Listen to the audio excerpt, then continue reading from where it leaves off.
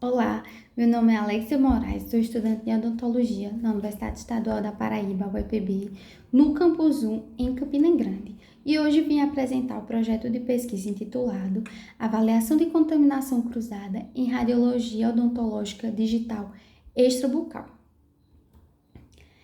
Vamos percorrer por todo o trabalho por meio dos pontos de introdução, metodologia, resultados e discussão e, por fim, a conclusão. Bem, o exame radiográfico bucal ele é essencial para a conclusão de um diagnóstico final do paciente. Durante a realização desse exame, não há a exposição excessiva de saliva, sangue e secreções por parte do paciente. Por conta disso, muitos profissionais e estudantes acabam por negligenciar a biossegurança, ou seja, fazendo a desinfecção ineficaz das superfícies em que os pacientes entram em contato, e fazendo mau uso de máscaras e negligenciando por vezes o uso de luvas. Por conta disso, há disseminação e proliferação de patógenos que podem ocasionar doenças como abscessos e pneumonia. Visto isso, nosso trabalho objetivou avaliar o nível de contaminação cruzada na radiologia extrabucal.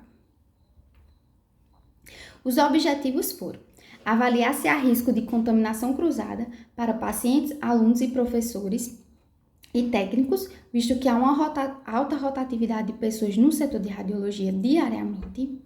Verificar como é realizado o protocolo de biossegurança no aparelho de radiografia panorâmica digital, ou seja, como é feita a desinfecção antes e depois dos exames e se há uso de barreira física para a proteção dos pacientes.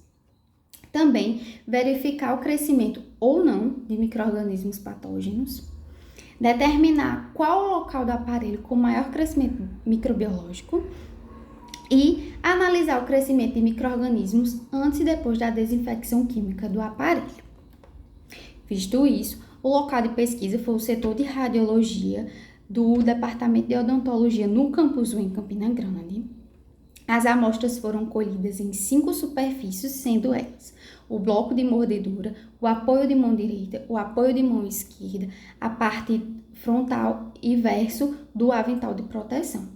E essas superfícies são do aparelho OP 3D Pro da Cavo. Essas amostras elas foram colhidas por meio de um suave, ao qual foi armazenado no tubo de ensaio esterilizado, contendo solução salina. Essas amostras elas foram colhidas em dias aleatórios, antes e depois dos exames de 9 pacientes também escolhidos randomicamente. Essas amostras colhidas elas foram levadas ao laboratório e foram semeadas em 3 tipos de meio de cultura, sendo eles meio agar-sangue, agar-nutriente e saborrodextrose. Essa semeadura ocorreu na câmara de fluxo para que não houvesse qualquer contaminação do meio. E assim, essas amostras elas foram levadas até a estufa, que permaneceu lá por 48 horas por controlados 37 graus Celsius. Após passado esse tempo, foi analisado toda a coleta de resultado. E aí chegamos nos resultados e discussões. Esses resultados eles foram tabulados no Excel e depois processados no programa do SPSS. E resultou que 54,44% não apresentaram crescimento microbiológico. 38,89% das amostragens foram de baixa concentração. Apesar de ser menos da metade, ainda é um número expressivo. Assim, também houve 53,33% das coletas que houveram proliferação após a realização do exame, ou seja, após a realização do exame, houve uma maior contaminação, houve uma maior presença de micro-organismos patógenos. O agar-sangue foi o meio de cultura onde mais houve multiplicação de micro-organismos, sendo representado por antes das amostras, antes do exame, foram 42,80% e depois do exame, representado por 48,21%. E o agar-sangue, ele é responsável pela multiplicação principalmente de bactérias, estafilococcus e streptococcus. O bloco de mordedura foi o local, a superfície mais contaminada, representando 26,31% das coletas antes do exame. E das amostragens colhidas, Após a radiografia panorâmica, 25,53% se refere à parte frontal do avental. Assim, foi identificado o alto crescimento de Staphylococcus em todos os locais da radiografia extraoral, confirmando o estudo de Malta em 2016. Como também a quantidade de colônias de fungos, foi determinado que a maior quantidade encontrada foi antes dos procedimentos do exame de radiografia extraoral.